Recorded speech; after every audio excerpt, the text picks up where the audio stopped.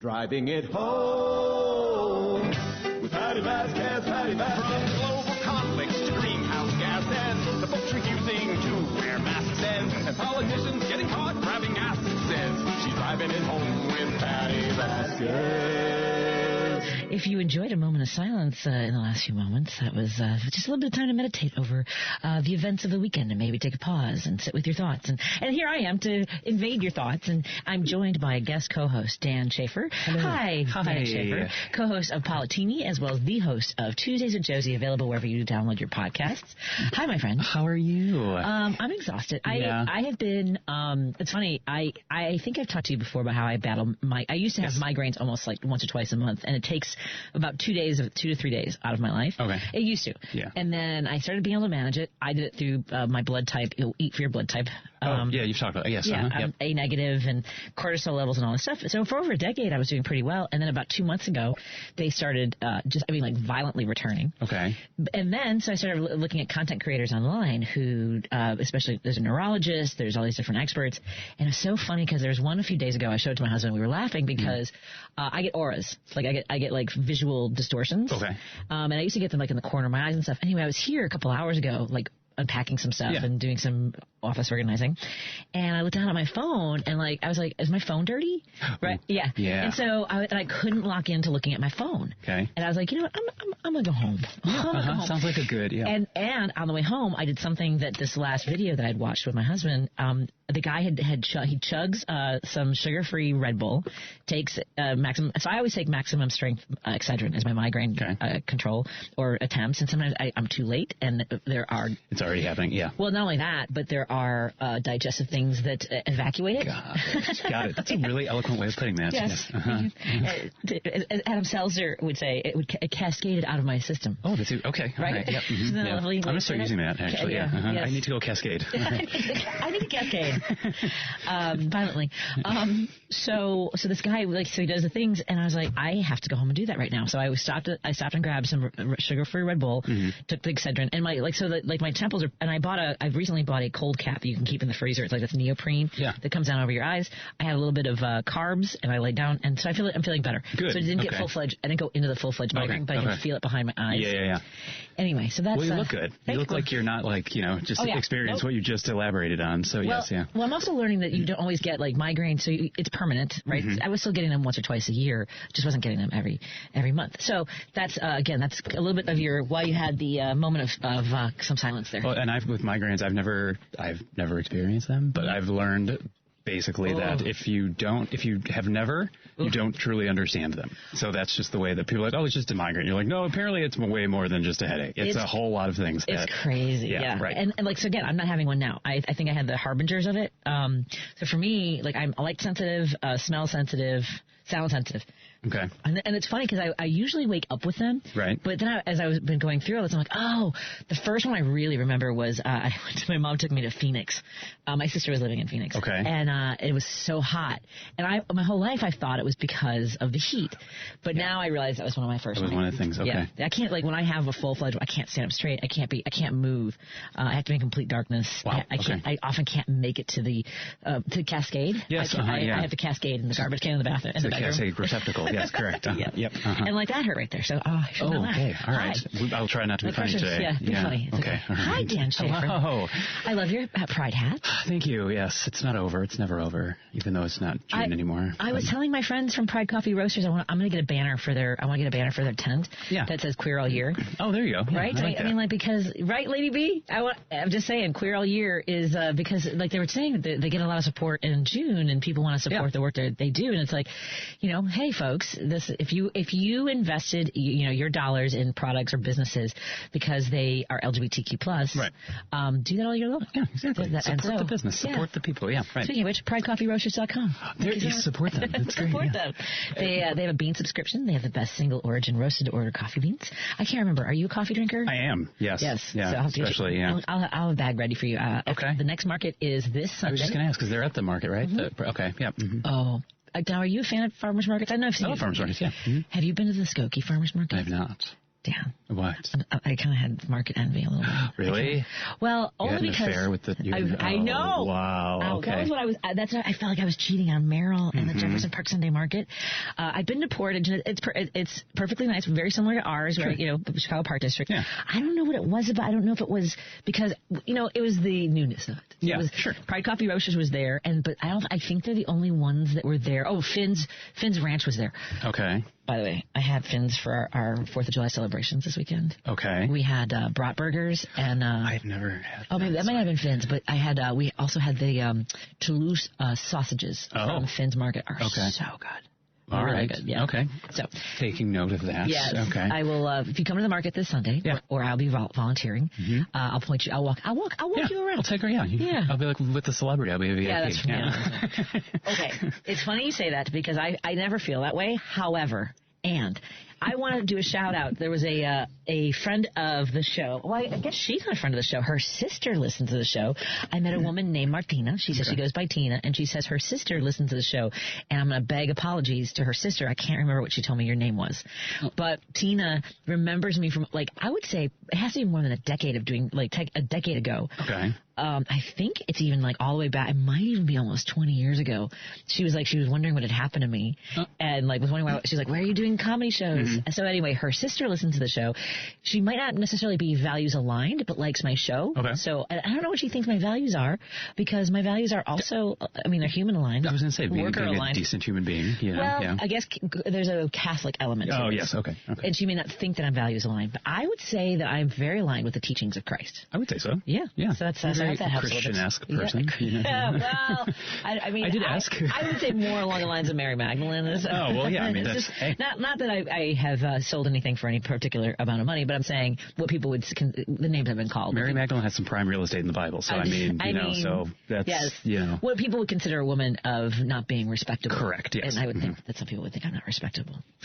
I would disagree. Well, so, yes. I appreciate that. How did you, how was your 4th of July celebration? It was interesting, to say the least. Well, we had a fest. We every year in Elmwood Park, cakes. They do a so you can see where this is going. Yeah. So the time of the day, well, technically weeks because I spread out the whole planning phase. But so getting everything ready, we only 4 items on the menu because it's only like a 5-hour thing, right? They open at 5, fireworks go at 9, you're done by 10. Right. So we only did funnel cakes, hot dogs, pulled pork sandwiches, and lemonade shake-ups, right? So we get everything there, we load up. My goal was to get everything set up before the rain because I hate setting up in the rain. So I want everything all set up in the whatever. We're under the tent. Then it starts raining, which we expected. We're like, all right, it's going to be an hour, and then it'll clear up, and then we're good to go. We'll fire up the fryers and everything like that. And then it just didn't stop raining. And oh, God. So we're all just sitting in the booth, and then one of our good friends, Mike, he runs it, and he's basically like, it's your call. If you guys want to go, you can go. He's like, we canceled the band. As of now, fireworks are still a go. And I'm like, there's like 30 people out here. I'm not staying open for, Yeah. So we packed everything up and went home. Oh, Dan, I'm so then sorry. I sat on the deck and just watched what I could have. My neighbors were going crazy with fireworks. I mean, it's Chicago, Same. So it's the whole thing, and I don't know if you were watching the Cubs game. My mother was over, so of course she was watching. It was so hazy, and that was just like by our house too. I could barely see my neighbor's garage, Like it was just a lot of fireworks. It was a lot. Same over here. Yeah. It was interesting because I'm so northwest side. I'm like, the nerve of these people. And then I see what's happening in other parts of the city where street blocks are being taken over. I was over in Portage Park, not far from you on Mobile. My friend Heather had some folks over. Okay. And there were people in the middle of the street. They were almost offended that I was coming down the street in my vehicle. They had to, I'm not kidding you, they had to move their bottle of tequila out of the way. Oh, of course. And I was like, pardon me. And they had pipes set up to set off all kinds of different sort of artillery, apparently. Yeah. But I was like, okay, whatever. Right. They had moved at least, and I took my time. Yeah. Then I got to my neighborhood, and I don't want to. I hesitate to talk about this because I don't want people in my community to go, oh, I know where they live. Oh, you know what I'm saying?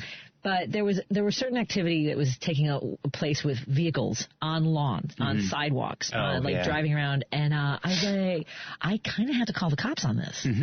We're not talking about the fireworks. We're talking about vehicles with families and kids and on their lawns. Yep. Yeah, but because we live near a park, everyone had their tents out. There were bouncy houses on the lawn. It was essentially a block party. Yeah, I was just going to say. Was it similar that kind of people setting up on their porches? I mean, when we were driving home from Elmwood Park, park, you could, like, people were having parties and, like, there was a ton of people out and stuff like that. But yeah, it had a very, like, block party type feel. I think that's a good description of it. But people were having fun, and I don't mind fireworks, and everyone, people that aren't from Chicago are like, well, you should call the cops. And I was like, for fireworks, they're like, that's cute. We'll put you down on the list. There was a wild report out of, you saw this, about Midway Airport having an issue with because they're so close to the neighborhoods and backyards. I don't know how, have you ever flown into Midway?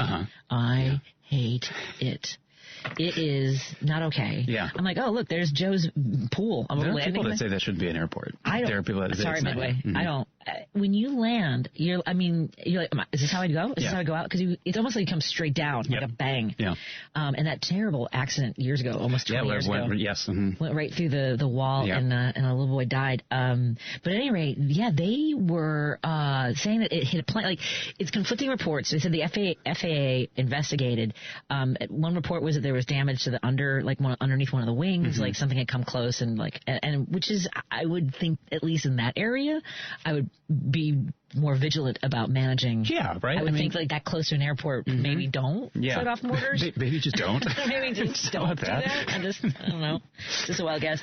I have to look at this tweet, this text. Patti, Pat, I'm not sure if it's true, but there's Laura Loomer has tweeted out that Mitch McConnell is brain dead. I saw something about him. I didn't get specifics. A high-level source to the White House tells me Mitch McConnell is officially, it's been over 3 weeks since they have seen him, and apparently his wife, after he was discovered non-responsive, not long afterwards, she left for China. Yeah, I did see that. Somebody posted something about her travel details. Is she concerned about her personal safety without the cover of her husband?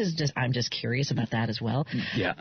So this is probably on the Daily Beast. This is what is showing up, and it says that Laura Loomer, a confidant, is essentially saying, or Mitch McConnell is essentially brain dead. His aides have refused to provide details about his condition, and others are insisting he's recovering in the hospital. So he's been dealing with health issues for quite a while. And I'm just speculating, I guess, that they don't want the governor to be able to appoint somebody to a seat. And so and Mitch McConnell is no stranger to holding on to seats and things like that. So this is not really, Hello, Merrick Garland? Yeah. I would have been more comfortable with him. Although, who knows? Maybe Merrick Garland would have been a namby-pamby on the Supreme Court, too. I was not happy with him as Attorney General. I was not happy with him as a selection that Barack Obama had, because the narrative was that President Obama picked him because the Republicans had assured him that he would be palatable to them, and then did a double cross. That's my understanding of how that went down. So yes, I would assume that there's some shenanigans going on. But it's kind of like, but it's also, I forget the name of the representative that disappeared. But he checked himself in for mental health issues. You just disappear from your job, and after voting to not allow funding for people, for medical leave for families. And so, how do you just not show up for your job? And also, so in theory, the state of Kentucky is not having they're not represented in the government, right? Same thing with I forget where that representative was from, but that he was not representing his district when he was gone, because he can't vote, right? And I think they can't even vote remotely, right? They tried to do that during COVID, and it never did. So you're technically not representing your constituents, and whether or not he's alive or brain dead, I don't know what's happening with Mitch McConnell. New Jersey Republican Representative Tom Keene Jr. Returned to Congress after an absence of nearly 4 months, missing 140 roll call votes, and was absent from D.C. and his district since March 5th. Yeah. So that's your job. Like, that's what you're making, $170,000 a year plus, allowances and stuff. And he still won the Republican primary and runs unopposed. I think he was unopposed in that primary. Oh, okay. So maybe Rebecca Bennett, who is the Democrat running against him, could just promise that she'll show up to work. Yeah.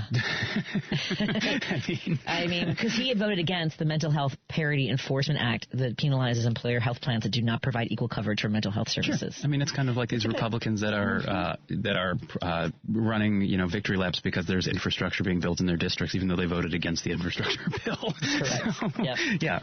Well, here's the problem with my eyeballs hurting me. I have forgotten to take a look at the clock to see what time it is, and we have gone past the time. Sorry, I should have been there. That's not your fault. And I'm glad that I did not ask you to come in because because I was having migraine issues.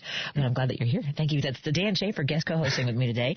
We're going to take a break here. We are thankful to our sponsor, Source Solar. Go to source.solar, make an appointment with Peter Sorellis. Maybe it's time to get solar panels in your house or business. Thank you to Minocqua Brewing Company back this month.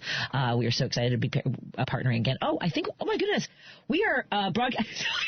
I totally forgot we're broadcasting on Minocqua Brewing Company. That's going to... Hi, everybody. Welcome to my migraine. I'm not having a full-blown migraine, but hi, everybody. I'm Minocqua Brewing Company. Thank you for joining us. Let's take a break here, and I'll reset and maybe have my poop pulled together when we come back. More in a moment on WCPT 820 Heartland Signal, KKNW 1150, and now Minocqua Brewing Company, as well as Facebook and YouTube. Hey, Google, play WCPT. Streaming Chicago's progressive talk from TuneIn. Here's great news for those Chicagoans heading up to southern Wisconsin. Should you ever forget to load up on progressive brews from the local favorites like Rogers Park Provisions or Park West Liquor in Lincoln Park, Minocqua Brewing Company beer is now conveniently available at Dream Liquor and Cigar in Kenosha and in the Lake Geneva area at Delavan Liquor and Smoke in Delavan.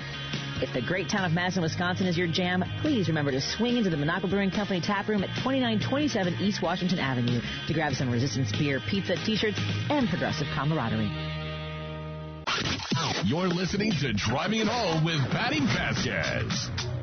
Thank you so much for joining us. We continue our drive home as I work out some of the kinks of operating while migraining. I guess I'm not actually in a full-blown migraine. I would not be functioning, and Dan Schaefer and Paul Shivari would be more than handily handling the show. We got your back. But I got ahead of it today, but it's having a little bit of an after effect as I try to catch up mentally. So hello to our friends who are tuning in on Minocqua Brewing Company's Substack. If you are not following us on Substack, you should be, because you can join a wonderful community of folks, as well as following our marketplace. And I wrote an essay today on Substack called Enemy from Within. Ooh. The Enemy Within. And did you watch any of the World Cup yesterday? No, but I heard. It was very sad. Okay. I was very excited about Mexico playing. I was as excited about Mexico. Well, I was even more excited with the international love for Mexico because, one, the Scottish. Did you follow any of the Scottish escapades in Boston? Like just the tartan army descending upon one of our great cities with bagpipes and construction cones. So one of the things in Glasgow, traditionally they have a Duke of Wellington statue outside one of their museums. We were there last September, and we were like, "What's with the orange cone?" And apparently it's kind of like taking someone down a peg, a duke, you're not so hoity-toity, and they put an orange cone, and so apparently it's tradition to put orange cones on statues, and they were doing that all over Boston. Okay. And then when they went to Miami, there were some glitches because the Miami police were not quite as keen on them putting orange cones there, but then apparently the city warmed up to them, and it was wonderful, and then the Scots lost, and then they became full-throated Mexican fans, and so did Ireland because they were playing England, so it was a big, against the colonizers, and then countries all over the world. I mean, it was just really fun to watch people making these very fun videos, and a lot of the teams that had lost, they're taking off their jersey, and there's a Mexican jersey underneath. It's really fun. It's good sportsmanship. Yeah, it was just fun. It was, and so I wanted them to win as much for Mexico winning, and some of my mom's side of the my family tree and my heritage, and as much for just the joy. The Korean fans had bonded with the Mexican fans in Mexico, and so it was really delightful. All that energy. So I was a little bit sad. So we were watching that game, and we had my son, my mom over, my son's girlfriend. And we decided we were going to watch a movie, and we decided to watch Good Night and Good Luck, which is the Edward R. Murrow movie by George Clooney. About, so Edward R. Murrow, who worked for CBS, he was a commentator and a newsman, journalist for CBS News, and he essentially, the movie is centered around the back and forth and the battle with him and Joe McCarthy. And the Red Scare and the all this, the amount of harm that Joe McCarthy did during this time period with lies, without due process. So the main story that this kind of sort of jumps from is a man whose father had been associated with the Communist Party. I might be getting this wrong because we didn't finish the movie because we were going back and forth with the World Cup. So I've gotten only a little bit of the movie in, but without due process, essentially, they threw this guy out of the military because his father was associated with communism. And so it was this battle between Joe McCarthy and Edward R. Murrow, and I haven't found out what I don't even I should know more about this. I'm seeing your face I'm not sure, I'm not familiar. You don't have to looking be. It up right, But what was interesting was watching this, it wasn't intentional, but it's also what is now the playbook of the right, which is to conjure up these, monster scenarios, these, othering and, talking about Democrats as communists. Mm-hmm. And there was a moment in the movie where Edward R. Murrow says, that Joe McCarthy had previously remarked that we don't want to destroy the other party. We should have two parties in this country because otherwise a single party system will lead to our ruin. Right. And yet that's, McCarthy tried to do it because he tried to label, all Democrats or liberals as communists. Mm-hmm. And that's what Trump did over the weekend, which, again, like this whole commie scare. And yet he was in China just 6 weeks ago cozying up with a communist leader. He loves Putin. He goes to North Korea and thinks that, he loves because necessarily the communism part, but certainly the dictator part. Sure, yeah. And I have emphasis on the first syllable. That's all I'm saying. Oh, there you go. Well played. What? So, but at any rate, now we see what the playbook is going to be. That this is going to be their strategy for the rest of the year. First term for him, it was brown people coming over the border, right? Mm-hmm. That was now communism is in the and Tom Hartman was talking about this earlier. How I think Europeans got it right when they called it social democracy. That's what that's essentially democratic socialism here, but the social democracy has a not so scary term to the Republicans who are like, oh, you're saying socialist. It's like, yes, that's the term that we're using. However, in practice, things like access to health care and a social safety net and corporations that don't control the government actually holds corporations accountable. That's kind of what we're trying to get toward here. Right. But it's just a word choice, and then now of course it's just communists. Communists are everywhere apparently, according to Donald Trump. That's going to be what we're hearing for the next 2 years. It's exactly going to be what we're hearing. Well, and certainly heading into the midterms, this will be the big, especially with the DSA, with candidates who have won as Democratic Socialists. It'll be, because as Trump said himself, as Drowsy Donnie said, Dementia Donnie said that the poorly educated love him. Yep. So those who are easily manipulated by the language of calling someone a commie is going to be very successful. And I always say he's an idiot, but he's a very smart con man. And when you repeat the same thing over and over and over again, especially with his base, that's what people start. That's what fires them up, and that's what they believe is truth. Did you see this great state fair, or whatever Great American State Fair, when they had like inclement weather and people were running all over the place, and they were saying that it was the Democrats that were telling people that the weather was bad, when I was like, have you looked at the sky? Okay, like what the heck? You're not listening to anybody. It's right in front of them. It's Antifa. I was like, no, actually it's God that's like raining on you, and you should probably seek shelter. I don't know what you guys are talking. Like what? So I saw someone say that their last two brain cells are struggling for third place. Let's take a break here. We continue our conversation. My guest co-host today is Dan Schaefer. Thank you for joining us wherever you're tuning in. KKNW 1150 in Seattle, they're coming up in a little bit on Minneapolis, St. Paul, AM 950. And, of course, we're here on WCPT 820 Heartland Signal. Hello to everyone tuning in on Facebook, YouTube, and now joining us on Substack, Minocqua Brewing Company. More in a moment. We'll continue our conversation. We can open up the phone lines, 773-763-9278. That's 773-763-9278. More in a moment. WCPT 820, Chicago's progressive talk, where facts matter. If you're listening to this station right now, you've definitely heard my voice before. Hi, I'm Hawk. And I'm Pete. And we're with Source Solar, your local source for solar. Source Solar is Chicagoland's premier solar installer, providing solutions for over 1,000 homeowners and business owners across Illinois and Iowa. With over a decade of industry experience and deep roots here in Chicago, we have the expertise to help your transition to clean, renewable, resilient energy. We can guarantee that we save you money day one without any out-of-pocket cost to you. This means you have an instant ROI, instant payback, and can save money to add to your bottom line day one. At Source Solar, we source everything as local as possible, meaning we always carry the Made in USA sticker. Find us online at www.source.solar. Stop in our office at 5710 Northwest Highway, or give us a call at 773-985-3992. And don't forget to ask for Hawk or Pete. You're listening to Driving It Home with Patti Vasquez.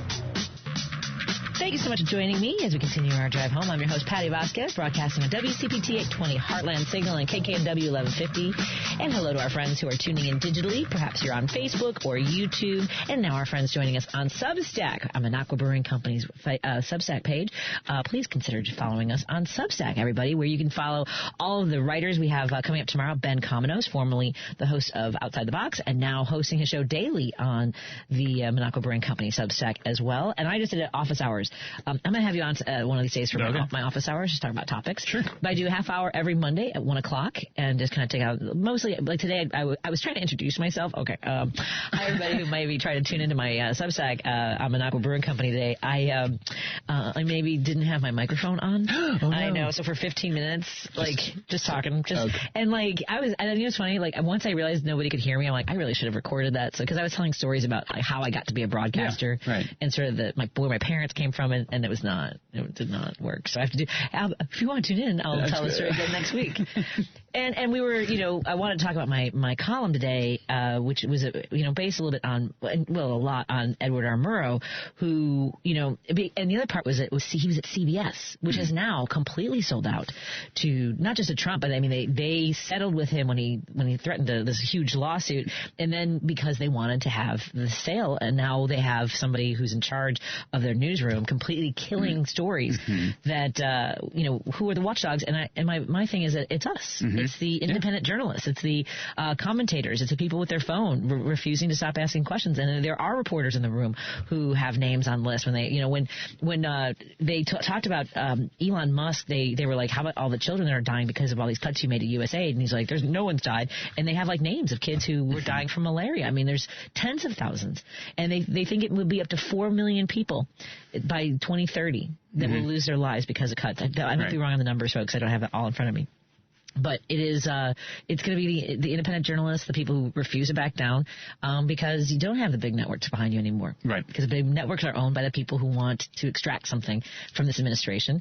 And can you imagine, being tricked by the words communist while you're being robbed by the biggest grift in the history of our country? Yeah. Well, it's. I always say that we do have socialism in this country. It's corporate socialism. It's privatize the profits, socialize the losses, right? And I was just talking to Jim, my husband, about this with these Trump accounts that went live today, right? It's essentially putting money that is supposed to be for children into the stock market, right? So now there's even more of they have even more skin in the game financially, right?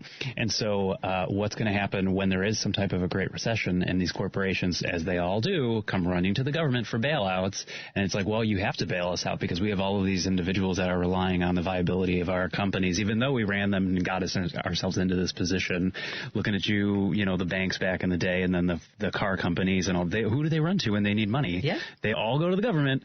But then when the government wants to give money like USAID, no, we can't do that. Yeah. No, oh my goodness. No, we want vision and dental for seniors on Medicare. No, we can't do that. That's too expensive. Why aren't human beings too big to fail? Exactly. Right. That's a good point. And I think it's going to be something like $14 billion that's going to be funding these Trump accounts, and that's all just coming from the Treasury, just from general revenue. There's no apparently some billionaires are going to be donating, quote unquote, or giving funds to this stuff. There are some corporations that are giving specific to states where they actually have offices and stuff in those particular states, so they're going to give money to help with this $1,000 guarantee or match or whatever. But we can just give money to this. We can give money to to GM and Ford and Chrysler when they were in dire, but they paid back. Obama made sure they paid them back. But back during when Bush was president and stuff, he had to make some difficult decisions about who was too big to fail and who was I'm sorry, we're not giving you any money. But the fact of the matter is, the government is the first place that people run to, corporations run to when they run into, but then when it happens to the individual person, it's oh, well, look at your expenses, look at your budget. I'm sorry, these CEOs of corporations are still getting their bonuses and their, and all that stuff. But no, we need money. We need our dollars to bail you out. And where is that? I think another question that I always appreciate hearing is why is it that we demand a minimum wage but not a maximum salary for these outrageously wealthy, these golden parachutes and people who are making, the idea that, does a firefighter, does a construction worker, does a nurse, does a police officer, does a teacher, let's think of all the wide variety of occupations people have that are in MAGA. Do they really, really think that some of these folks work a billion times harder to them or a trillion times harder to them, do they really think that the folks who are getting up at 4 a.m. to go work at an Amazon warehouse, do they really think that Bezos works hundreds of billions of dollars times harder than they do? Mm-hmm. I just am curious. No, and it's interesting, yeah. I was just thinking about this today, right? Like J.P. Morgan, right? Like, do you think that for a second, what their CEO Diamond, right? Do you think? Hold on a second. I totally forgot about something. Sorry, my migraine brain. Hold on, everybody. Hold on, everyone. I forgot about Dan. Sorry, Dan Schaefer. I've been battling a migraine, Dan Schaefer. I apologize. How are you doing today? Were you calling in? I'm doing all right. How are you? I was starting the show talking about how I have migraine and I did not look at my rundown. We're in studio. My apologies. You know what's funny? I saw Dan Schaefer mentioned about to join Patti Vasquez. I'm like, oh, thanks, Dan Schaefer. But there's Dan Schaefer in studio, so you might understand a little bit of my confusion. Dan Schaefer, the editor, he's like, am I being cut off from all of the associations that I have? Dan Schaefer, the editor, the writer, the award-winning publisher of the Recombobulation Area, joins us on the line. Again, my deepest apologies for making you wait. How are you doing today? We're on the line with Dan Schaefer from the Politini as well. I get how it can be a little discombobulating having multiple Dan Schaefers here to talk to you on the show. Yes. But always glad to be here. Doing well. I am so sorry. I'm really, really embarrassed. I was also late for my show. This is not a good day. Can we edit all these mistakes out of the show, like live while we're in the real time? Okay, let's reset. Dan Schaefer, what is going on in Wisconsin? You know who we haven't talked about in a long time is Ron Johnson. Is he still around, or is he hanging out with Mitch McConnell? That was a terrible thing to say. I apologize. But how's Ron Johnson? He's been quiet. He doesn't really, he's not a particularly active senator. Mm-hmm. So we haven't heard from him because there's really not a whole lot going on. But with the Wisconsin political universe is very busy, as it always is. Sure. There's so much going on, and we are just over a month away from the Democratic primary in the race for governor. So we have now 6 candidates who are running in that field. We are getting down to crunch time here. Early voting is coming up in just a few weeks. Ballots are already being sent. Absentee ballots are already being sent.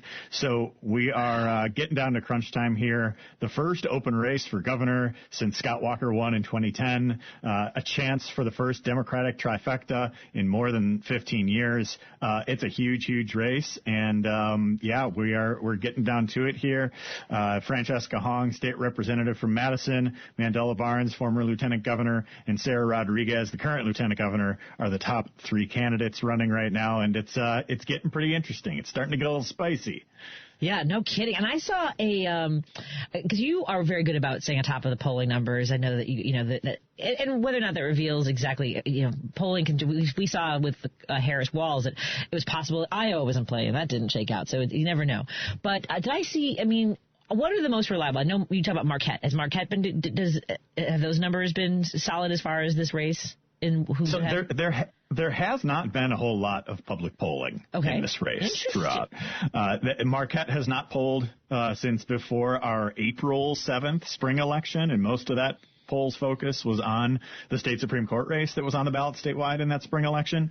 There have been a couple polls here and there that were of interest. There was one that came out yesterday. There was one that I reported on a couple weeks ago. I got my hands on an internal poll from the Sarah Rodriguez campaign that showed Francesca Hong and Mandela Barnes and Sarah Rodriguez kind of forming a top 3. And then beyond that, there's also Milwaukee County Executive David Crowley, State Senator Kelda Royce, and former top cabinet official under Tony Evers, Joel Brennan.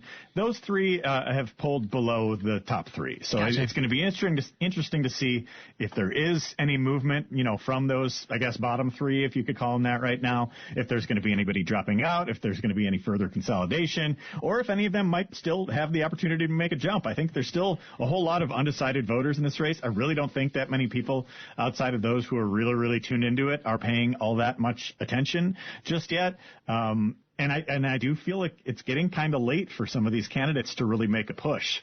So we'll see if this, if it will be all 6 candidates who will be campaigning all the way through. But we're going to have financial disclosures next week. We're going to have probably a poll within the next couple of weeks from Marquette. We're going to have a debate on July 28th that WISN is hosting here in Milwaukee.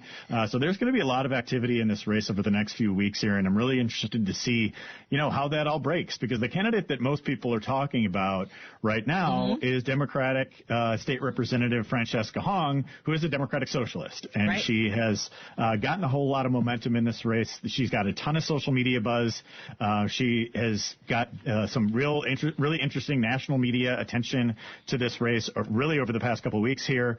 The Democratic Socialist DSA groups have had some momentum in, very, very blue areas. But now I think many people see this race as a test of, okay, can this actually work in a swing state? And there's no swingier state than Wisconsin, as you well know.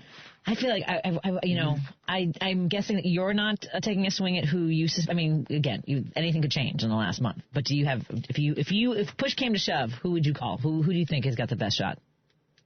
I think it's still a race between those top three right now. I'm not struggling to see a path for some of those bottom three, barring some major change in the race right now. And I think the two candidates that I think have the most momentum are Francesca Hong, as I mentioned, and Sarah Rodriguez. Okay. And I think Mandela Barnes, he came into this race with the most name recognition. He ran for U.S. Senate against our least favorite senator, Ron Johnson, a few years ago. The fact that he lost that race is giving some people pause. The fact that, he has run a very safe, very risk-averse type of campaign doesn't seem to be kind of where voters are in this moment, especially people who are going to be Democratic primary voters. But he's still by far the most well-known of this group. And then I think Sarah Rodriguez is running probably the most successful traditional campaign, getting endorsements from state legislators, winning, county party straw polls. There was the state party convention a few weeks ago that she won the straw poll at. And so I think Hong and Rodriguez are the two candidates I'm watching right now to see if that momentum continues. And then I'm watching Mandela Barnes to see, is anything going to change in the race, or is he going to continue running this race as if it is a general election campaign and not a primary where he's going to have to earn it? Yeah, I think because of the way, the pages that I visit and things like that, I'm only seeing, material from Representative Hong and Lieutenant Governor Rodriguez. So, but that's, again, I'm not in Wisconsin. I'm not being bombarded by commercials. And again, not necessarily following anybody else, but I was curious to hear how that's going. I want to take a break here, and I know they made you wait. Do you mind hanging on for another segment? Sorry. I can stick around, sure. I appreciate that. My deepest apologies. I'll keep apologizing off the air. Thank you so much. We're talking to Dan Schaefer, 1 and 2. I'm not sure which A and B. Dan Schaefer, the editor, publisher, award-winning writer and publisher, and editor of The Recombobulation Area. Follow his Substack as well. It's Recombobulation Area on Substack. Consider being a paid subscriber so you can support the work of independent journalists, which we were talking about earlier in the show, and I actually want to ask Dan about that conversation we had earlier, even though he didn't hear it, so I'll have to cover it again. Ow, I shouldn't have done that. Dan Schaefer in studio with me, the host of Politini. You can find that anywhere you tune into your podcast, as well as Tuesdays with Josie, which is also available wherever you download your podcast. More in a moment on WCPT 820 Heartland Signal, KKNW 1150, KTNF AM 950 in a little bit. We also have our friends tuning in on Facebook and YouTube, and now Minocqua Brewing Company Substack. More after this on WCPT 820. This is WCPT 820, where facts matter. With Patti Vasquez. Thank you so much for joining us. We continue our conversation with Dan Schaefer. Apparently there was no commercial there. That was just another moment of reflection for everybody. This is Patti Vasquez on WCPT 820 Heartland Signal. And I need to stop making myself laugh, even though that's probably not appropriate anyway, but it makes my head hurt. In studio, we have Dan Schaefer, the host of Politini and Tuesdays with Josie, on the line with us. We have the award-winning editor, writer, and publisher of the Recombobulation Area. Please consider being a paid subscriber on Substack, and some of you are already there on Substack watching the show. And Dan, I wrote a piece today. I wrote a column because yesterday, for the first time, I don't know why I missed this movie when it came out. Good Night and Good Luck. And it struck me one, since we were talking to you, Joe McCarthy in the events of this weekend. It was a weird lining up. My husband chose the movie for yesterday, and I thought it was an interesting choice. But what were your thoughts this weekend when you heard the Dementia Donnie, and my words, not yours, talking about communists and that we're the Democrats are all communists and we're coming to ruin this country? It's that Red Scare, and they're really manipulating that again, aren't they? They certainly are, and it is but it seems like one of those things where just conservatives are always fear-mongering about this.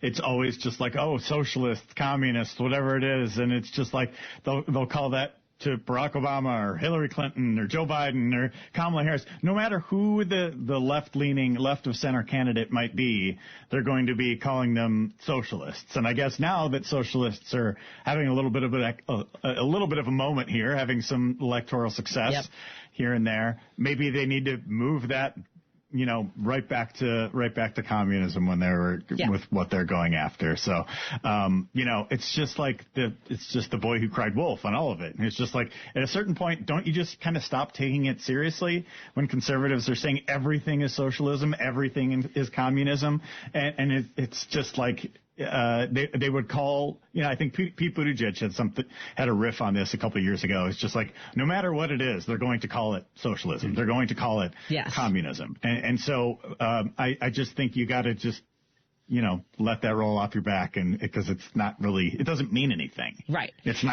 not a meaningful criticism in any way. Well, and the fact that many on the right don't even understand what the word communism means, they certainly don't know the distinction between socialism, democratic socialism. I mean, all those elements to it. I think for me the bigger part, and this is where you come into play, is the legacy of Edward R. Murrow, and in particular the fact that he was with CBS, and now we see how when you have these people in power who, want to manipulate the administration, want to curry favors, having a settlement and then killing stories, in particular, the story out of El Salvador that 60 Minutes was supposed to run.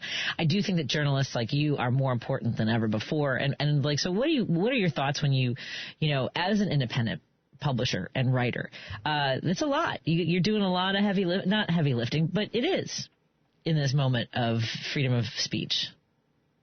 Yeah. I mean,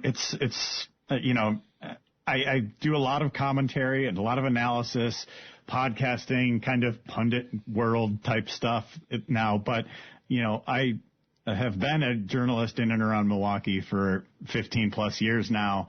And I think people just have to recognize it's really hard work. It's really difficult to do some of the investigative type reporting that we're seeing out there. And I think it is increasingly important to support independent media, because, some of these corporate conglomerates, some of these other groups might not really have actual journalism as the priority for what they're doing. And so what I've been doing at the Recombobulation area since I launched this in 2019 has been working to do things independently outside of the traditional media structure, and trying to offer both a perspective and a voice, but also original reporting and in-depth work. And we've been able to demonstrate that over the years with now 21 Milwaukee Press Club Awards and a number of other accolades that we've had over the years. And work that has really moved conversations in different directions too, and changed public policy, like with some of the projects we've seen here in Milwaukee. And you were very young in your career when Trump took office, because if you have been doing this for 15 years and he took office in 2016, it's the folks that I knew, like I'll give you an example, like Amy Guth, who was a fellow broadcaster at WGN with me. She talked about being her. Because I'm a commentator and also I had overnight show, nobody knew who I was. People were being attacked. I mean, I remember there being specifically, I know it's still aggressive, but it was, that you're all liars, that you are manipulators, that, all this sort of the liberal media and all this stuff. There was a call for violence against journalists. And so how was that early in your career? How did that land for you, I guess is the best way for me to ask that. Yeah, I mean, for me, I was when the year that Trump was elected in 2016, I was a business news reporter. So that was what I did most of the time. So I wasn't reporting on political news quite as much. Obviously there are times when politics and economic development or whatever might overlap. But I was coming from a different place at that time. And I think, that wasn't really the Milwaukee Business Journal wasn't a place that was getting those kinds of threats and anything like that necessarily. But I think it also just went to show that, the kind of renewed importance of independent media, and I think that was, part of the reason that I decided to launch something on my own independently instead of start to work for a different group or whatever it might be, is because I wanted to do things with a perspective, with a voice, and I felt like that wasn't really being served in my community in southeastern Wisconsin in a lot of ways. And so, this is a market here in Milwaukee area that's very dominated by conservative talk radio. It's a purple state, but there's a lot of very right-leaning media, even in a very blue city like Milwaukee. So I think, just to be the ability to approach things differently and not come from like the conventional perspectives, because I think we're not necessarily being served by those conventional perspectives. So I think it's time for a lot of us to do new things, and I think the evolution of online media has opened certain channels for that. I publish on Substack. I am very much online. Too online, perhaps, on Twitter or Blue Sky and Threads and Substack and all the different places that we publish now. Yeah. It's harder and harder to get your message out with fragmented media like this. But I do think it's just so important for independent media to have a place to thrive. And you do it extraordinarily well, and it's always an honor to have you on. And I hope that we can continue having these conversations. Completely up to you. But I do. By the way, I do love the American flag as your backdrop. I just bought one at a thrift store. It's really kind of a cool, vintagey one. But I do think that we're always accused of being anti-American, and yet I think that the independent journalists like you actually reflect the truest and most important parts of our Declaration of Independence and our Constitution. So thank you so much for the work that you do. Thanks, Patty. I always appreciate you having me on. I always appreciate your perspective on things. And, I've got that flag behind me for a reason. And there's a lot that we need to address with this country, but I still love this country. And I think of that Mark Twain quote. I've thought about it a lot over the last few days as we celebrate the 250th is patriotism is loving your country all the time and your government when it deserves it. Yes! And there you go. I love my country all of the time. I love this country. My roots run deep here, but right now, our government certainly does not deserve it. Correct. Agreed completely. And we have the right, if not the obligation, to say, what we think and what we believe. So I appreciate that. Dan Schaefer, The Recombobulation Area. He's the award-winning editor, publisher, and writer for The Recombobulation Area and of The Recombobulation Area. Please consider being a paid subscriber and continue to support independent journalism when we need it the most.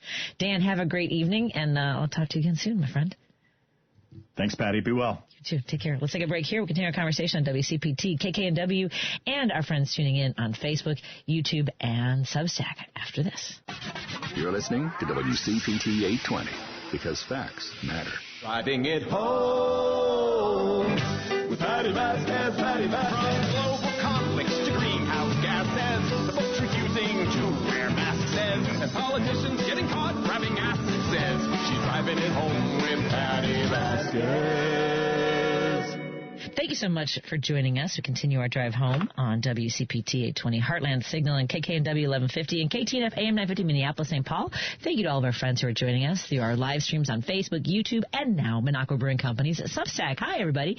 Joining me in studio is my guest co-host, Dan Schaefer, the co-host of The Politini and host of Tuesdays with Josie, available wherever you listen to your podcasts. He's also a fill-in host here at WCPT, and thrilled to have you in studio. Hello, hello. Hello, hello. Hi. Chicago Dan. It's Chicago Dan. I know. We just had Wisconsin Dan on, and I'm a little bit loosey-goosey. I'm going to tell everybody right now, full disclosure, I did not realize, and it's the kind of thing, if I had a full-blown migraine, I probably would have had to have you fill in, because it didn't start to hit me until a few hours ago, and then I tried to get ahead of it. I'm feeling okay, but it does cause some ripple effects of not being able to focus very well. So thank you to everybody who's been patient with me today. I didn't even know it was called migraine brain, and it's just it's not fun. It's a little challenging. Makes sense now, though. But I have migraine brain. First of all, I want to thank all of our sponsors, including Minocqua Brewing Company. Go to MinocquaBrewingCompany.com. There are some great new beers available, including Fascist Tears. You're going to love that can. And if you subscribe to the Minocqua Brewing Company Substack, you'll be able to read some of the great columns that are available. I'm not saying that mine's great. I'm proud of the work I do. If you think it's great, I appreciate your compliments. Tomorrow's will be Ben Cominos, and we will be featuring Fascist Tears as the beer that goes along with that. When you purchase beers or the products, like today, mine for the next few days, is the Woke Coffee. When you buy Woke Coffee, you support the work that I do tonight and tomorrow and through Thursday. When you purchase Fascist Tears, you support the work that Ben Comino does. We kind of get attached to a product. I kind of like being woke. It's good, yeah. That can. And if you subscribe to the Monaco Brewing Company Substack, you'll be able to read some of the great columns that are available. I'm not saying that mine's great. I'm proud of the work I do. If you think it's great, I appreciate your compliments. Tomorrow's will be Ben Comino's, and we will be featuring Fascist Tears as the beer that goes along with that. When you purchase beers or the products, like today, mine for the next few days is the Woke Coffee. When you buy Woke Coffee, you support the work that I do tonight and tomorrow and through Thursday. When you purchase Fascist Tears, you support the work that Ben Comino does. We kind of get attached to a product. I kind of like being woke. Good, yeah. Kind of one of my favorite things is to be woke. It means I have empathy for humans. That's right. Oh my God. Yeah. It's so crazy. It's a novel idea. What? Yeah. And there's also an incredible, if you are tuning into any of our platforms, Facebook, YouTube, and Monaco Brewing Company's Substack, you can see there's a banner behind me. We won't go quietly back to the 1950s. Pro-woman, pro-child, pro-choice. This is a product available on the Monaco Brewing Company marketplace, made by Liberal Lawn. I also have I have like the Smokey the Bear. I have a lawn sign that's got Smokey the Bear. Only you can stop the destruction of our national forests. And it says resist on the hat and stuff. So I love Liberal Lawn. So visit Monaco Brewing Company Marketplace. What else do I have to tell you? I also want to thank our friends at Pride Coffee Roasters. I know folks have been supporting a lot of our LGBTQ plus businesses during June, but guess what? Queer all year, baby. Go to pridecoffeeroasters.com for the finest, the most delicious single origin roasted order coffee you'll ever taste. Here's the thing, Dan, I'll be honest with you. I probably waited too long to have my coffee this morning. That sometimes leads to my migraines. Okay. If I wait too long to have a little bit, it helps with the capillaries. Yeah. And I should have had some caffeine or taken something else. But apparently, sugar-free Red Bull right away with the Excedrin was the deal for me. Okay. Yeah, because once I started getting the auras and a visual glitch, I was like, I got to get on that. Yep. Mm-hmm. Do you know anybody? Has anybody in your family had migraines? Not that I know. No, not fit. Yeah, no. So, and they say it's genetic, but I don't remember my parent, unless my dad. I mean, I know he took Alka-Seltzer a lot, but I think that was for another reason. Oh, okay. Yeah, just saying. Yeah. But I know my mom does not have them, so generally it's genetic, but you never know. Yeah, right. Yeah. But I am one of those people, like, I have a super sensitive sense of smell. Okay. Like, roses make me violently sick. Really? Yep. We were one day, and people will think that you're overreacting or like blowing it out of proportion. Steve and I were at Costco one time when we were first dating, and I was like, "Are we near the floral department?" And it was like all the way down the aisle, and it was the roses that were making, like, the back of my throat starts to burn and itch, and my face starts far to away. hurt. Yeah, Wow. Okay. Yeah, it's brutal. At any rate, enough with my migraines, because we all have a national migraine, and his name is Dementia Donnie. Is all I'm saying. Let's get to some phone calls, and let's get to Jim in Chicago. Hey, Jim, what's on your mind, my friend? Hi, Patty. My barber, she's got migraines, and it was costing her $1,000 a month. I don't know what. It was very. Yeah. It was brutal. But back to, how are you, Dan? Back to Joe McCarthy. His attorney was Ray Cohen, and his philosophy was put the most explosive allegations you can out there, because by the time the smoke clears, nobody will know what to believe. And that was Trump's lawyer. Yep. Similar tactics on the American public. And just let's get off of that psycho. I mean, he's already got this game screwed up by putting his nose into it. The soccer game, you guys. Yeah. He's already How nuts is this? Belgium is going to declare war on us. Anyway, the other thing is, first of all, this is trivia, but New Zealand was the first country on earth to pass women's voting rights. That was about 10 years before the turn of the 20th century. So it took us about 30 years to finally get women to vote. And health care is on a similar path. You know, we'll all be dead and gone by the time they pass it. And then this $1,000 for each child is insane, because the truth of the matter is, if child care was free and reasonable, let's say it's free, you gave 3 years to a child, and your parents could work and so on, that'd be much more effective in saving money around the country for everybody's sake. But Dan, I was going to ask you monitor all this Republican. How about you socially? You take notes on that? Yes, I do. Do you really? It's a scary place. God love you. It's a scary God place. love you. How do you go through that? That must be just torture to follow that. Yeah, it's not fun. I do like to poke the bear, so I do like to comment on things. And I mean, literally, my profile picture it's Donald Trump holding a rainbow flag upside down because that's what he claimed to love the gays, and he's holding a so people know, and you get a couple, 2 or 3 death threats here and there. It's kind of fun. But no, it is. I could imagine. Yeah. I could imagine. It's interesting. Oh my God. But no, but it is. Know, it's, Dan, you talk about a cult. You talk about Kool-Aid. Some of the stuff, like it's questioning of reality when I read some of this stuff. Like, how do people actually think that what they are spouting is actually factual? It's insane to me. But yeah. No, I know, but I give you credit to hold on to your sanity. And one more trivia point: Ireland was the first nation to pass same-sex marriage. They were the first country to same-sex marriage, and they're a pretty solidly Catholic country. So my point is that, human rights, universal human rights, we've been talking about that. I mean, Paul from Seattle called about it. Eleanor Roosevelt brought it up. And someday we'll get to universal human rights around the planet, but we've got to get there somehow. But Danny, I give you all the credit in the world. Anybody can look at that Truth Social, dear God in heaven. Anyway, I don't Danny, I hope your noggin feels a lot better. You guys have a good night. Thank you. I hope all our noggins feel better. I'm just saying. Let's take another phone call. We've got Roosevelt on the line. You're on with me and Dan Schaefer from the Palatini and Tuesdays with Josie. What's on your mind, Roosevelt? Patty and Dan. Dan and Patty. Hey. Thank you for taking my call. Okay, I want to talk sportsmanship. I want to talk Mexico's game. I want to talk the orange creature ruined this cup because he already had a hand on it. Can you imagine if the president of Mexico, a woman, would have done this in Mexico? Can you imagine what he would have been doing right now? Complaining. Oh, yeah. Yeah. Cheaters. Intimidating FIFA. How do you pronounce it? FIFA, I believe. FIFA. Okay. Paul Shavari would know. Is that right?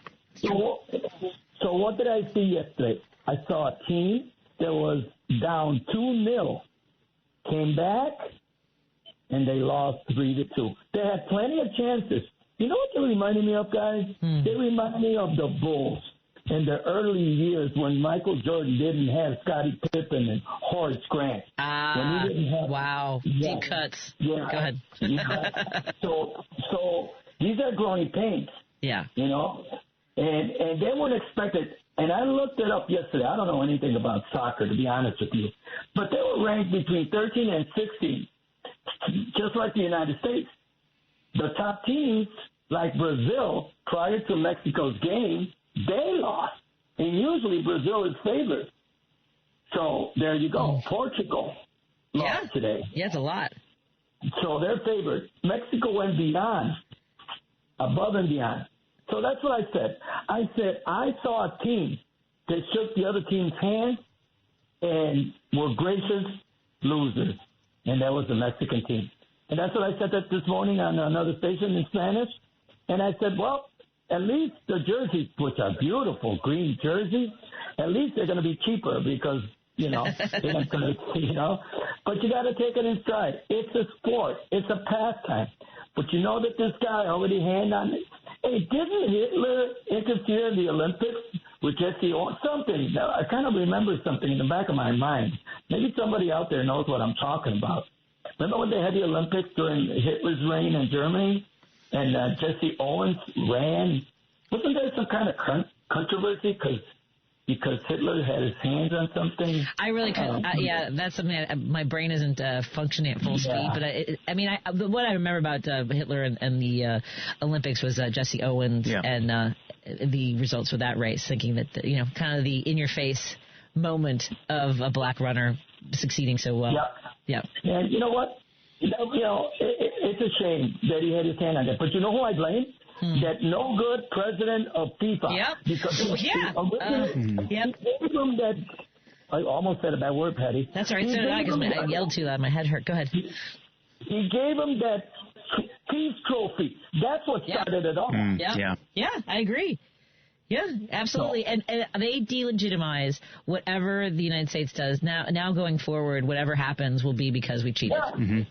This reminds me of the ball incident with Tom Brady. Remember that? The inflatable ball? Oh, that's right. I forgot about that. Yeah, but to your point, though, nobody seems to care about that. You had to remind me of that. Inflategate, I think I heard. That's now right. It's coming back to me. Sounds right. Yeah, it was squishy balls. That was my band name in high school. Sorry. It's such a. I apologize to everyone involved. What was that? In football, also, what's his name was banned for a year from New Orleans Saints. Remember that his defensive coach was telling them to go for the knee to knock them out. Remember that? Yeah, this is. Oh, what the heck is his name? I can't even. I just really couldn't imagine another, like to your point, another world leader getting involved and complaining about a call. And better things to do. Yeah. Really, like better things to do. like he was following soccer to begin with. Right. You know what else? I don't think we've talked about this at all. But the wacky right is accusing Democrats of hating our country and not like the Europeans are coming here and appreciate our country more. But if they're mostly in blue cities, you know what? They're in Boston. They're in New York. They're in Mexico enjoying themselves. It really cracks me up. They're not in Chicago, and I don't have FOMO. Yes, I do. I definitely have FOMO. Anyway. I have got to run, my friend Roosevelt. Are you watching what game is on tonight? I know I should have asked Paul. What game is on tonight? Well, it's USA, and I hope USA loses. Sorry, folks, but they cheated. USA is playing Belgium. Okay. France just won against Portugal. And and England might win the whole thing because they look very, very good against Mexico. Yeah, that was two back-to-back goals. That was painful. By the way, every time I left the room, Mexico scored. So I did not, for the last 15 minutes of the game, I left the room. And then they weren't scoring, so I'd come back and leave again. I'm like, how about now? How about now? How about now? No, they wouldn't. Anyway, I just kept getting ice cream for everybody. Have a wonderful evening, Roosevelt. Great to hear from you, my friend. Thank you so much. Of course, thank you for calling in. Thanks, Roosevelt. Thank you to everybody who's joining us for our conversation this evening on WCPT 820 Heartland Signal here in Chicago, KKNW 1150 in Seattle, and our friends in Minneapolis, St. Paul, KTNF AM 950, and of course all of our friends tuning in digitally. Perhaps you're watching on Facebook or YouTube, and now on Minocqua Brewing Company's Substack. Thank you, everybody. Hello. Hope you're enjoying the show. I'll have more pulled together tomorrow. I mean, all day long I've been a mess. It's the migraine brain. Thank you so much to Dan Schaefer, who joins us in studio, my guest co-host today. He's also a fill-in host here at WCPT. And joining us in a moment, we're going to have Mark Gavard on from Fort Wayne, the host of My Labor Radio, heard here on WCPT 820 each Sunday morning at 6 a.m. More in a moment. We'll be right back. Alexa, play WCPT. WCPT from TuneIn. You're listening to Driving It Home with Patti Vasquez. Thank you so much for joining us to continue our drive home here on WCPT 820 Heartland Signal, KKNW 1150 in Seattle, KTNF AM 950 Minneapolis, St. Paul, and all of our friends tuning in digitally on Facebook, YouTube, and now on Minocqua Brewing Company's Substack. Thank you so much to everyone for making that possible here. Matt Cummings, our operations manager, worked with our friends at Minocqua Brewing Company to make this possible, so hello to everyone who's tuning in. As well, I want to thank our guest co-host today, Dan Schaefer, who's helped me make it through my migraine brain today. I have not had to cascade at all today. No. Now Mark Gavard wants to know what that means, but I'll have to fill him in later. Yep. We are joined by Mark Gavard from Fort Wayne, Indiana based. He's a host of My Labor Radio here on WCPT each Sunday morning at 6 a.m. First of all, Mark, how was your 4th of July weekend, my friend? It was fantastic. The entire universe blew up. I swear. I think they had a box and they sold everybody M80s in this neck of the woods because everything was boom, boom, boom, boom, boom, and it wasn't sparklers and fun, lights flashing. It was just kaboom. I'm telling you that I had a couple dogs that don't care for it, but other than that, we had a great time. We gave them sedatives and. Yeah, they still struggle through it. But anyway, I mean, it was great. It was really a lot of fun. Started a new trend in Indiana in Fort Wayne and started having a parade on the 4th, and it was our inaugural one. So that was a very nice thing. Good gesture. Labor unions were present there, so I was excited about all of that. So hot as blazes, but we still had a good time. Oh, that's fantastic. And, there's a lot going on. I was thinking about this today. Dan, my guest co-host, listens to a lot of conservative radio, wants to know what they're talking about. And so I tuned in today on another station, and this guy, was talking about how, Democrats don't want, America first. And I'm like, how about humans first? How about workers first? right? I mean, Right. because like this country has so many people who contribute to our society, and they just see one thing, and we know what that is. But update us a little bit about what's going on in labor in Indiana. I know that you stay in touch and are working really hard with our brothers and sisters in unions. Yeah, it's the most frustrating thing for us right now is what's going on in Whiting, Indiana. Now, if you think back 137 years, and no one will, but 137 years ago, there was the JP or Rockefellers started a refinery in Whiting, Indiana. It was Standard Oil, followed by Amoco, and then BP came along in '89, and then it was BP Amoco for a while, and now it's just BP as of 2001. Well, BP, being a foreign conglomerate, came to here to do refinery work, and what they did was they also brought in foreign folks to manage these facilities, and specifically in Texas, they were very successful at breaking a union there. So they brought that model to Whiting, Indiana. And Chris Delafranco, who is their plant manager, is the key to that whole thing. Now, 4.5 months, these folks were at the bargaining table. United Steelworkers, 7-1, were at the bargaining table and had been there for a couple of months. And then in March, Whiting, Indiana, the BP locked the doors and said, you guys don't have a job here anymore, and are now using scab labor and scab contractors from out of state to do the work. Lots of alarm bells are going off. Sure. The refining's not working the greatest as it should.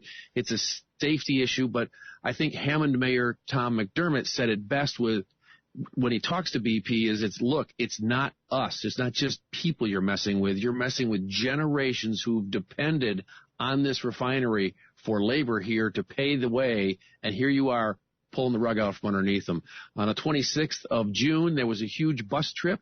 Everybody went to the BP headquarters in Chicagoland on Wacker Drive and had a huge turnout. Musicians Union was there. They had UAW members. They had teachers union members were there. CTU was there. I mean, there was a huge group. Steelworkers obviously were there.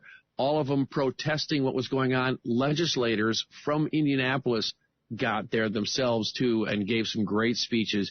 It's uplifting, but it doesn't get it done. We're still in a lockout situation. Over 800 people are locked out of work right now in Whiting, Indiana. Thanks, BP.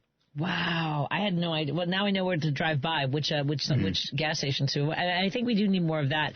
I was a strike captain here in Chicago for SAG-AFTRA, and it's interesting when you're walking the picket line and you have people stopping by like asking, and it's hard to do it like one by one. I was just thinking, I was like, I need to talk to somebody about getting on these press releases, and I need to be better informed myself about what's going on with labor, which is why one of the reasons for talking to Mark Cavart from My Labor Radio and to having these conversations. Are there any actions coming up soon that people should know about that we can participate in? Well, as always, if you're Whiting, Indiana, if you're in that neck of the woods and it's not too far, you're 25 minutes from downtown Chicago, so it's a really quick drive, providing traffic's in your favor, but I doubt that. Right. But the biggest thing you could do is reach out to United Steelworkers 7-1 and look them up on the internet. They're easy to find. And those steelworkers, there's a number of things that they want for support for what they're going through right now. These folks were locked out, so they went from paycheck to paycheck to, all right, no more paychecks. And they've been out for 4.5 months right now. So a lot of families doing some struggling right now, but no one's ever ready for a strike situation. You kind of prepare for it. And they kind of knew what was coming at them, but they didn't expect a lockout in which they shut the doors and then brought scab labor in. So they're manning the gates, and there are multiple places. And if you want to be a part of that, standing on that picket line, check in with Steelworkers 7-1. Look up what's going on there. Give them a call. Let them know what's going on. Pull into their union hall before you just drive over there. It's an industrial setup. It's not really, hey, I can park here and walk over and stand on the strike line. It's really not built for that. So there's a lot of things, dynamics you got to go through. So get with Steelworkers 7-1, and they'll walk you through what their needs are. But their website, as their Facebook page, also has plenty of details there. So that's good stuff. If you can afford something, they would take whatever you could give. Would be a wonderful gift. Absolutely. Let's support our brothers and sisters in labor. Again, that's Steelworkers 7-1. Find them on Facebook and on social media and find out what they need. Yeah, I appreciate absolutely. that call to action, Mark. Yeah. And you wanted to talk a little bit about what's going on in Illinois and some work that our legislators and governor have been doing. What's going on in my state? Yeah, well, let me tell you, Springfield's rocking right now. So on the 29th, Governor Pritzker, 29th of June, Governor Pritzker signed SB 3465. That's Senate Bill 3465, it's the enacted legislation, and it ensures that construction workers who menstruate or express milk have safe and sanitary working conditions. Now, we're looking at trying to maintain workforces and trying to add to these diverse workforces, but if we're not supporting them, we're losing sisters in the construction trades for these very reasons. So what this really does is includes requirements for dedicated bathrooms, access to menstrual hygiene products. So we're asking the employers to provide these things free of charge to the employees, and lactation accommodations and making workplaces more inclusive, which would also include refrigeration for that milk, those type of things. So a number of good things come from this, and it wasn't a hard sell when you brought it to the House and the Senate and started talking about it. It was pretty bipartisan, and it passed without a really big fight. And then Governor Pritzker brought it to fruition here on the 29th of June. So I was really excited to see that, because I think Chicago Women in Trades, if you're familiar with them, in fact, that was my show this last Sunday, I had a great conversation with Jane from Chicago Women in Trades. It got into a lot of details. And if you're a young sister in the Chicagoland area and you're thinking about carpentry, electrical work, pipe fitter, laborer, operating engineer, walk through the steps of what Chicago Women in Trades, which is CWIT.org, has for you, and there's plenty of details there. They also have a huge section about this legislation because it's very moving to them that something like that would happen. Now, Chicago Women in Trades has been around for 40 years, not a new entity, but wonderful things are happening there and great opportunities. If that's something a niece, a nephew, nephew, a niece, anybody in that realm wants to join the construction trades, stop in and see it. They've got some open houses in July and August. Check their website out. You get some real good details there. Excellent. And I really, the conversations around lactation and menstruating I was telling you off the air that I had a really interesting experience when I was at the Marine Corps Recruit Depot. I was there for an educators week, and they struggle because the Marines are only men are trained in San Diego. And I was asking them because, if you're not training together, there are these situations, and there is an element of normalizing these conversations. And I tried explaining like what a Diva Cup was to some of these guys, and they were like, well, it's just normalizing it, right? And here are solutions, and coming up with solutions, I think, is the best way forward for everybody, so that we're not losing people who really want to serve, whether it's the job that they have or being in the military or in whatever capacity.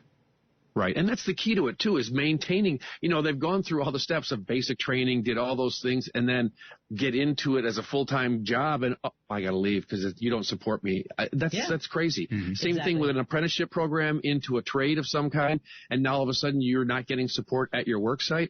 I mean, I talked to a sister from Massachusetts that was her goal. Once she became a supervisor, she decided that I'm going to have at one toilet, and I'm going to have a lock on it. And there's a 5-gallon bucket with everything anybody ever needs inside there. And if you need it, you come see me. So if she saw a sister on the work site, she'd give her the combination, and nobody else could go near that. And those are the kind of things but a sister had to do that. It wasn't something that the company did. Now we're legislating that.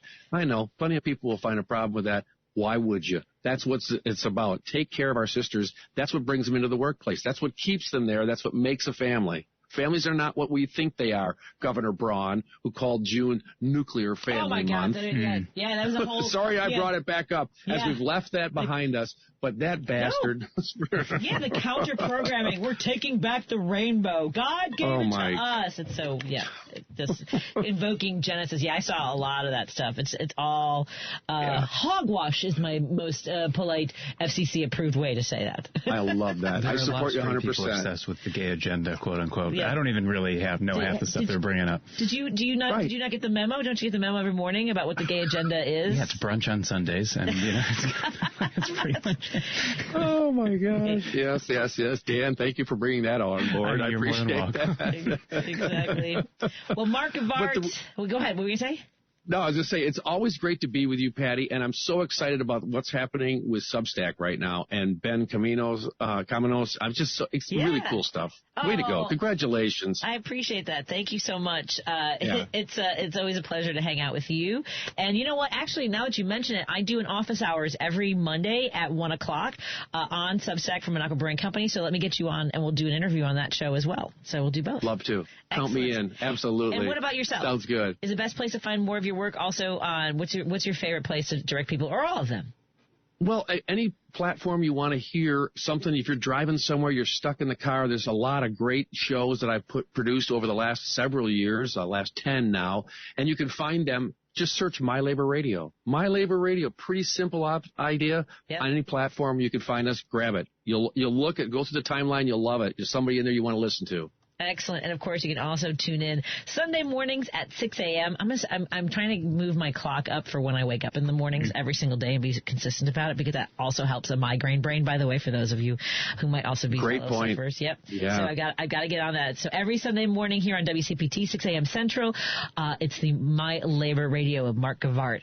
So thank you so much. Have a great evening. We'll talk to you again soon, my friend. Thank you, Patty. Take care, Dan. See you. Too. More after this on WCPT 820 Heartland Signal, KKNW 1150, KTNF AM 950. Our friends tuning in on Facebook and YouTube, as well as now Monaco Brewing Company Substack. More after this with Dan Schaefer, my co-host today. Hello. Chicago's Progressive Talk, WCPT 820, where facts matter. If you're listening to this station right now, you've definitely heard my voice before. Hi, I'm Hawk. And I'm Pete. And we're with Source Solar, your local source for solar. Source Solar is Chicagoland's premier solar installer, providing solutions for over 1,000 homeowners and business owners across Illinois and Iowa. With over a decade of industry experience and deep roots here in Chicago, we have the expertise to help your transition to clean, renewable, resilient energy. We can guarantee that we save you money day one without any out-of-pocket cost to you. This means you have an instant ROI, instant payback, and can save money to add to your bottom line day one. At Source Solar, we source everything as local as possible, meaning we always carry the Made in USA sticker. Find us online at www.source.solar. Stop in our office at 5710 North Northwest Highway, or give us a call at 773-985-3992. And don't forget to ask for Hawk or Pete. You're listening to Driving It Home with Patti Vasquez. Thank you so much for joining us. We continue our conversation here on WCPT 820 Heartland Signal, KKNW 1150 in Seattle, KTNF AM 950 Minneapolis, St. Paul. Hello to all of our friends who are tuning in digitally, our friends on Facebook and YouTube. If you are tuning in there, please consider hitting that, what do they say, smash that subscribe button and share with your friends so they can join the conversation. And now we are so thrilled to be broadcasting on Monaco Brewing Company's Substack, so please consider joining us there. And if you subscribe to Monaco Brewing Company Substack, you can also get some of our columns that Ben Caminos is just submitted his. He'll read his publication tomorrow, and it'll be his column will also feature Fascist Tears beer, and every order that you place, when he writes or I write on Mondays, my product is Woke Coffee, because I am woke, and Ben likes to drink Fascist Tears. You can, when you make a purchase that supports the work that we do there, we have Brendan Hennigan just wrote a great piece on Sunday. Of course, Kirk Bankstead does a great work of keeping up to date what's going on and sharing his thoughts as well, just to name a few of the writers that we have. Oh, I'm sorry. Karen Byrne from Two Blue Politics is also a contributor to our Substack on Monaco Brewing Company. So a lot of great writers. I mean, I'm honored to be in their company. Dan Schaefer, the host of Tuesdays with Josie, as well as Palatini, joins us in studio. And it's been an interesting 4th of July celebration. We were talking earlier about the people who were turned away. They had to close the whole state fair down on Saturday. Yeah.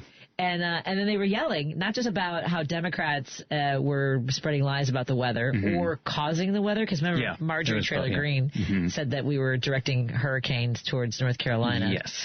And space lasers, I think, something like that. Everyone's they're infatuated with space lasers. But for Law and Order folks, they were yelling at the cops. Not the first time that they've done. It did have elements of January 6th. That's what yes. It really did.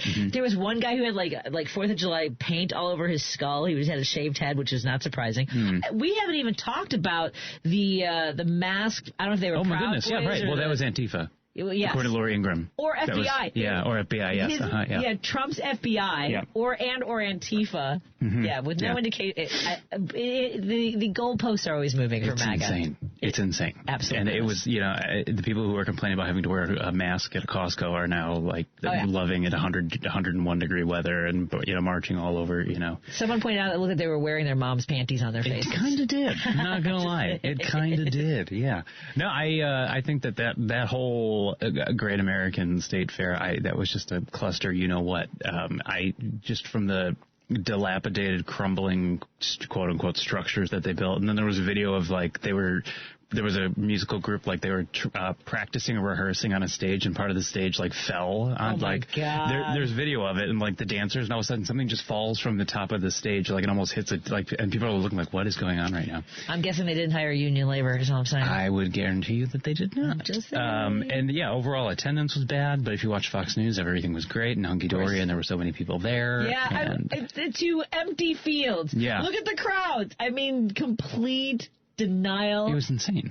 It was insane. And then, 850,000 fireworks, the most ever. He was bragging all about that. And then I think, didn't he fall asleep halfway through it or something? Well, did you see the images of him watching himself be on Fox News? Oh, I did not. He was watching Fox News, and they were taking a shot of him and he was watching himself on Fox News. It was. Were you surprised? Somebody shared a clip from Spaceballs where they're looking at a screen, and they're like, "What am I looking at? What am I looking at?" That is a great scene.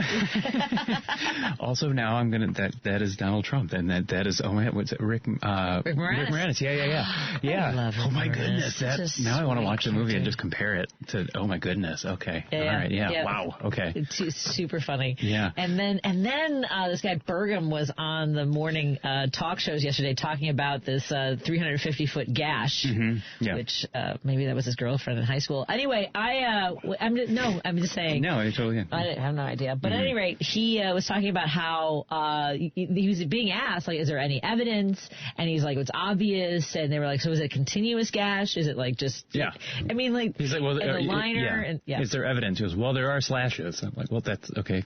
But is there evidence of how they occurred, how you're saying There's they no occurred? video. We're asking about that evidence, not just the fact that there may be slashes. Also, didn't Donald Trump roll his entire motorcade on top of the thing? Yeah, he drove on it. They didn't give it proper time to cure, okay? That, several tons of vehicles on top of it may or may not have contributed to what we're currently experiencing. I highly doubt somebody with a box cutter did exactly what we are currently witnessing with a reflecting pool. Well, what's crazy about that was a month before, he actually used the phrase, you couldn't even cut it with a box cutter. Exactly. Why was he even bringing up the thing that was going to be the thing he said it was that couldn't be done with the thing he said couldn't be done with? I can't. That was same really thing weird. with the term communist. We need somebody to blame. We need something. Absolutely. For his ineptitude is what we need. Do you know what I realized, though, is that while and I know that Khomeini's funeral happened over the weekend, but we're also not having conversations about the negotiations about ending this war, this peace deal, this ceasefire. No. I know Israel is still attacking Gaza and Lebanon, and that's literally still happening. We're talking about a red card in FIFA. We're not talking about Iran. Yes. Ow. Mm-hmm. Okay, we're talking about the sorry, I didn't mean for you to do that. Ow. But it's true, we're not, because those negotiations, I can only imagine how they're not going well. Yeah. And just deflect. Don't talk about it. These Trump's accounts, we're talking about that right now. We're talking about the FIFA. We're talking about, we're not talking about Epstein. We're not talking about Iran. We're still talking about the stupid reflecting pool. Why we're talking about a reflecting pool this late? I don't get it. There are so many other things going on right now. We're not talking about it. Yeah, no, it's really crazy. And then he was, someone just wrote, "Oh, Patty, you're naughty." That was nasty. I do want to come back to something, because we were talking earlier about the fireworks this weekend. For those of us just joining, anywhere that you might be tuning in, the fireworks were aggressive this weekend. I don't know if it was just because it was the 250th, or people have been saving up and just want to blow things up. Have you ever lit a firework? Have you ever lit a firework? I have. Is it something? Is it exciting? I just see money blowing up, honestly, when I do that. I've done the mortars, and I light it and I run, because there's no guarantee that thing's going to go straight up. That could easily flip and come at you. I mean, also my friends and I used to shoot bottle rockets at each other in the alley. We were not smart, okay? But so I've done it. I don't see the point in it. I'm sorry. My husband asked me if I ever turn the handlebars to my bike backwards and use you take the rubber caps off the handles and stuck bottle rockets. And this is he was telling me this story, and I'm like, Who are you? I've done that. Would you did that too when you were a kid? You said about the handlebars? Okay, so here's my origin story of never lighting a firework. I maybe did sparklers, punks, and remember those little black snakes? You lit it, and it just got longer. That's it. At any rate, my cousin, one of my cousins, I can't remember if it's my oldest cousin or my same age cousin, had a handful of firecrackers, the ones with the stripes around them, and twisted the wicks together and held them in his hand to light, and nothing happened to him, but like the anticipation of him losing his hand, even though I was like maybe 6 or 7 years old, traumatized me to this very day. I cannot.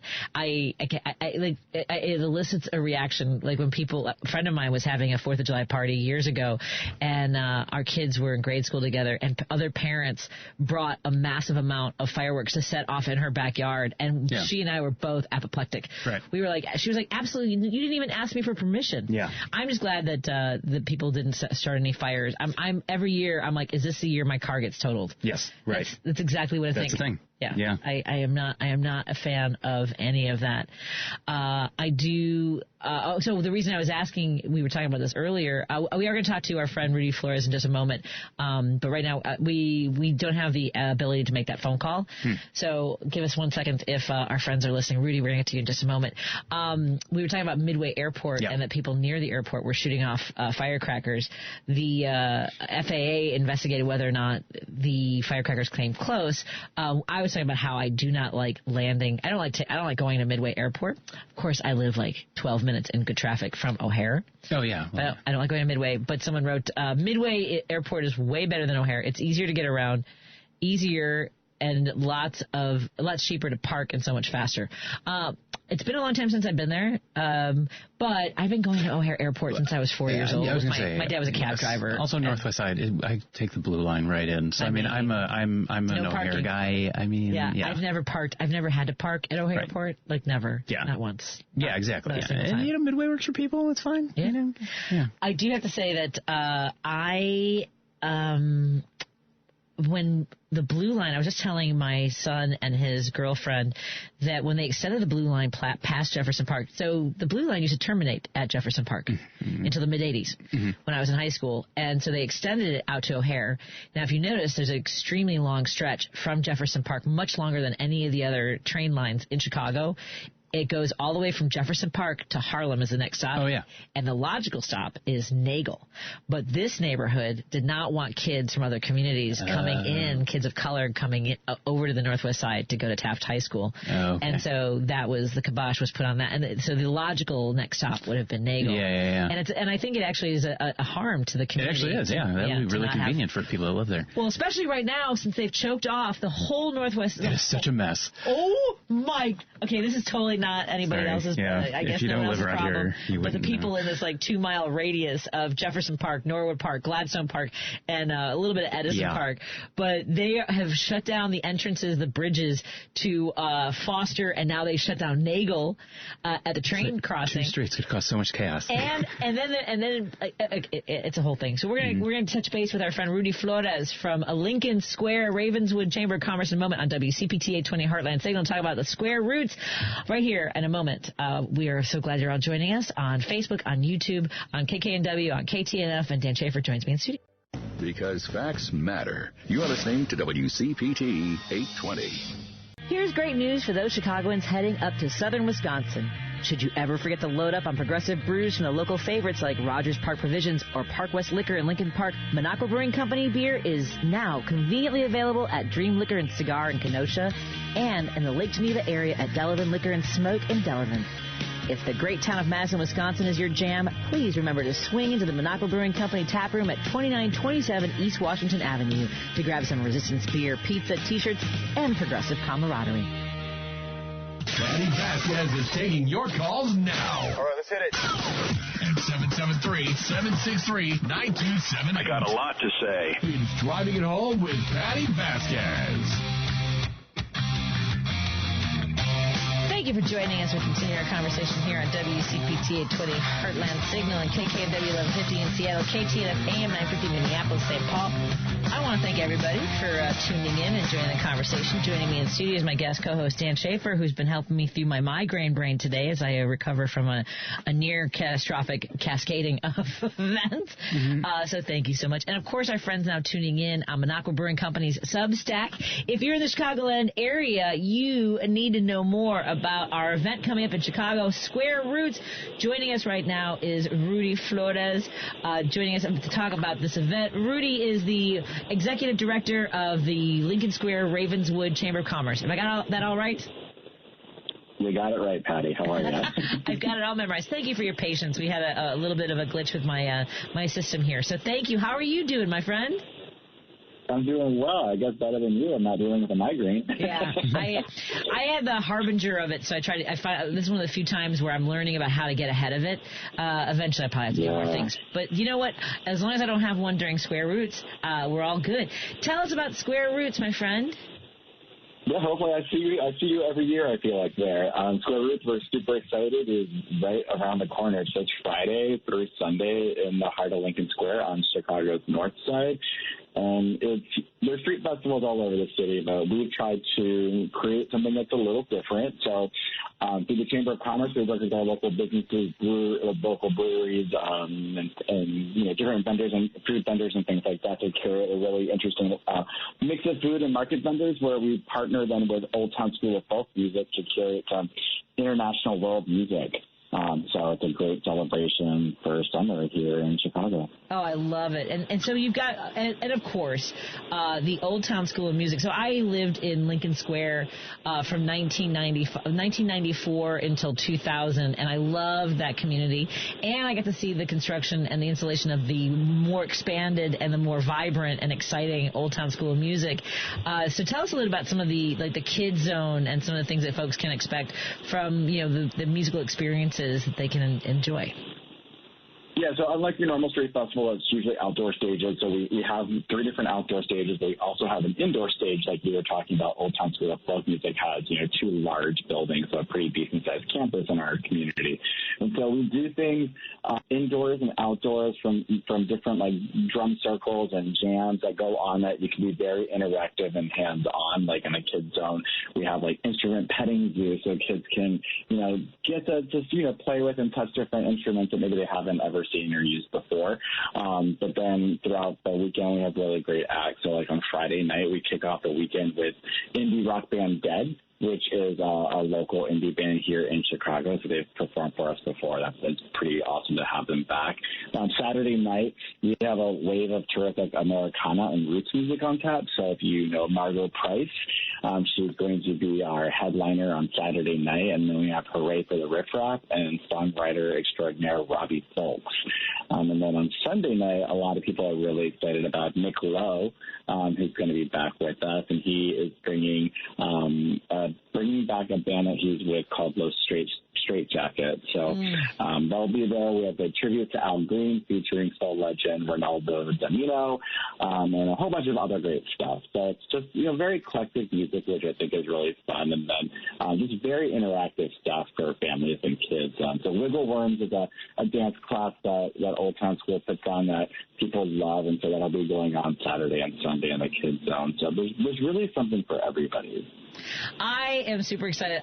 This is such a silly story, but when I was at another radio station, we got to feature some bands. And one of my favorite bands, when I ran for office, I was ringing doorbells here on the Northwest Side, and I was like, I'm sorry, you're the lead singer for the Tossers.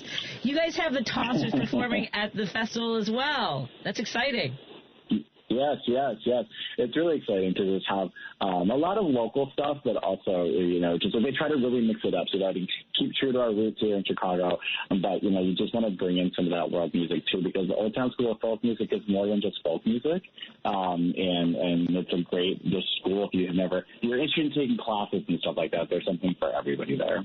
I kind of feel like even if it's just for kids, well, not just for kids, even though it's intended for kids, I kind of need to see what Raging Chihuahuas are all about. That sounds interesting. I've not seen them, so it does sound interesting. I agree. I'm like, I need some of that.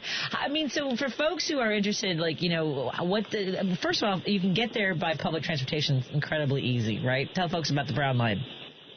Yeah, so we're right on the Brown Line, right north of the Loop. So it's pretty easy to get to. Get off at the Western Brown Line stop, and then you just walk 2 blocks south of the station, and you're in the festival. So pretty simple. Easy to also take Uber and Lyft and things like that. We have plenty of bike parking, so if you want to divvy over, take a Lime scooter or something like that, parking obviously you can do. It is all city neighborhood street parking, so it could be a little bit more challenging, but it's well worth the visit.